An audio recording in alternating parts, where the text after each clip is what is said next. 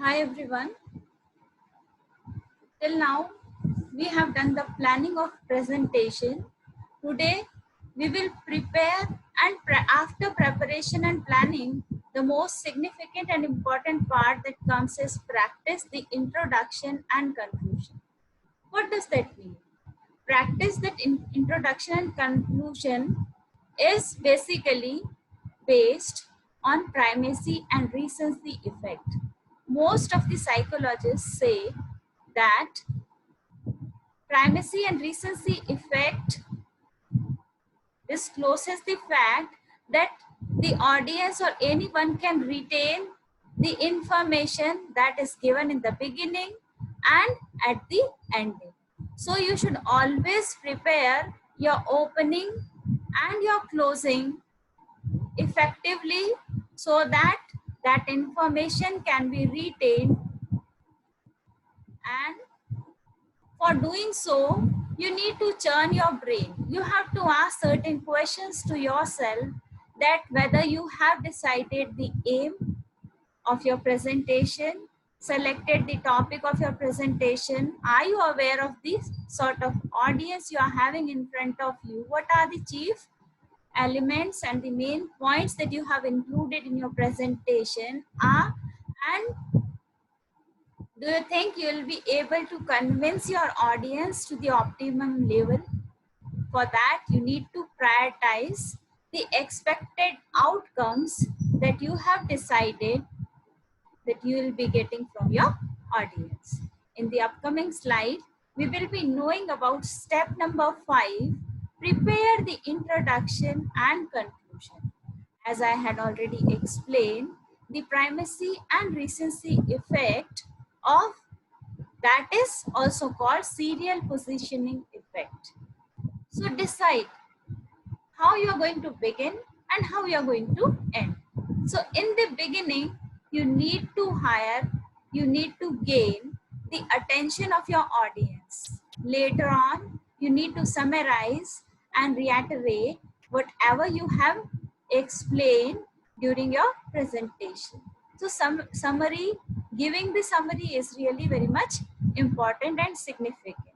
Now, during the opening of your presentation, it becomes really significant that you should grab the attention of your audience. For that, you can plan some strategies by which you can gain the attention. What can be there? We will be discussing them in the upcoming slide. So what you should do, first of all, make the introduction relevant to the listener's goal and values. So that is really important. But whosoever is listening to you, you need to see for what purpose they have come to your presentation. Why are they listening to you? You have to ask some questions to stimulate their thinking. If they are sitting without taking much interest in your presentation, what can you do? You can prepare certain questions to stimulate the thinking of the audience. And sometimes you can even share some personal experiences, as I had already explained in the previous video. So you can also begin with a humorous story, because everyone would love to entertain themselves by humor. So you can also project some visuals, some cartoons, and you can make a stimulating and inspirational statements and quote that I have also taken in the upcoming slides. You will also see. So give a unique demonstration, because nobody would like to see the boring way of presentation. You can create something new. You can bring forth something new in your demonstration. So while doing so, what you have to do is present your topic and the purpose of your presentation. You can see whatever is important. I have highlighted each and everything in my presentation. So the purpose will help the listener to focus easily in the upcoming main ideas.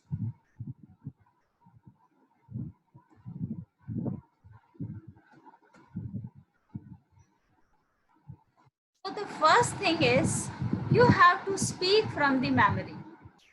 How can you say that?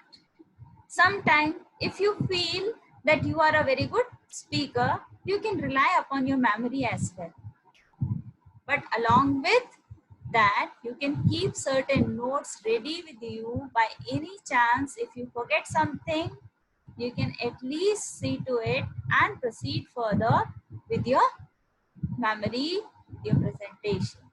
So relying upon memory has various advantages. Along with that, certain disadvantages are that it seems that you have rehearsed something, and there are the chances of forgetting also, and sometimes even you can portray something wrong. Even some inaccurate things can also be included in your presentation, because immediately you can sometime you can deliver certain information which can be inaccurate because you have forgotten.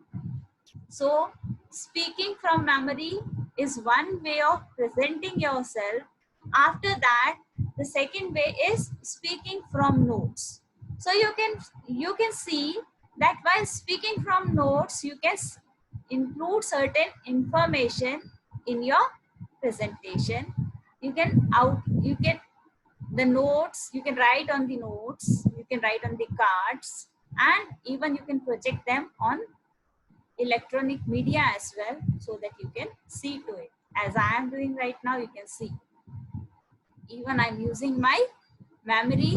Along with that, I am speaking from the notes that I have prepared in the form of slides in front of you, so that you can also relate from that and gain the information. You can connect your whatever I am saying. Along with that, you can have some connection by seeing to the slides. So the benefit of delivering presentation through speaking from notes is it sounds natural. It doesn't seem that you have rehearsed. It sounds natural, and you can even make very good eye contact with the audience. You can move from one place to another. You can see the example when many of your friends who have been anchoring the programs, they all always keep certain cards and notes along with them, so that if by any chance they forget something, they have something, so they have more confidence rather than if they are speaking from their memory. Now I'll be moving to the next slide when we can speak from text. So whatever, sometimes you feel that you need to read as it is, whatever it has been laid or given by somebody. So when you want to read something exactly or whatever you have planned in advance, you don't want to alter that. In that case, you can read from text as well, because sometimes you don't have much time to elaborate something. So reading from text can save your time. But here also one disadvantage. What is that? You might appear the audience to be stiff or rehearsed, because you are not moving away from the text. Even the audience can also see the text, and you are also reading the same. So sometimes they may see whatever they are looking, you are also reading the same thing. But what is the benefit of reading from the text? I'll be explaining in the upcoming slides, where you can see here, where you can see that if you want to shine like a star, you have to burn like. So these are the words.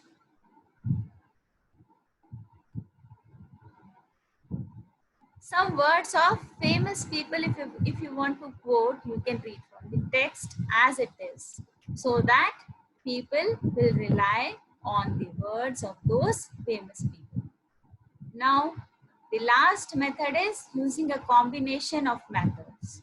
Combination of methods says that you can memorize certain things. You can, what can you memorize? You can memorize first and last 10 minutes of your talk, and in between the middle part you can read from the notes also. You can quote certain story as well, so that it can seem a little bit more interesting.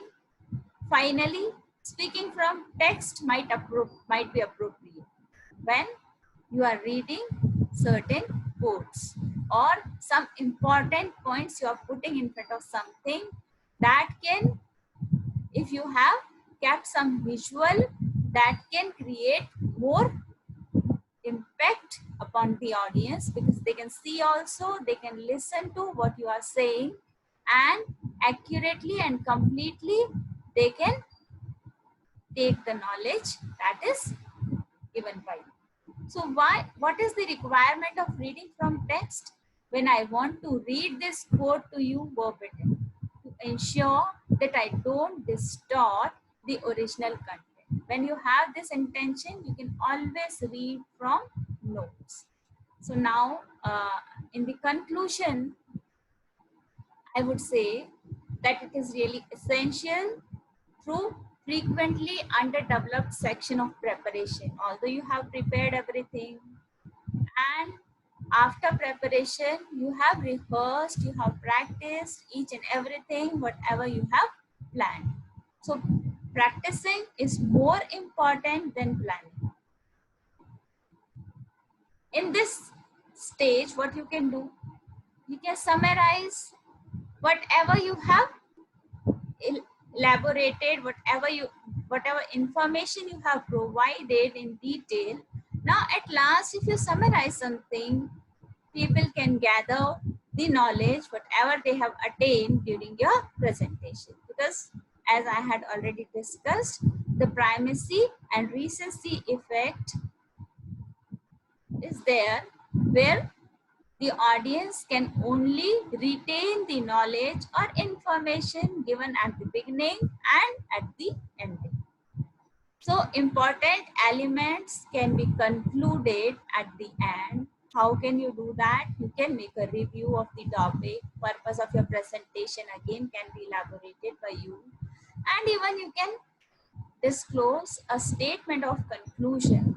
And how you can do, I have also elaborated in the slides so that you can read it later on and can be benefited out of it.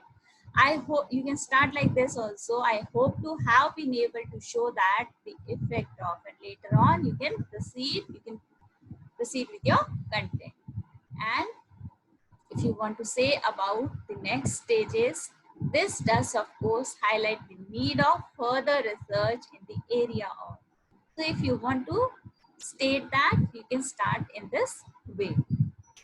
So if you want to talk about an instruction which is going to happen next in the form of question, in the form of discussion, in the form of group work, that also can be elaborated in this way.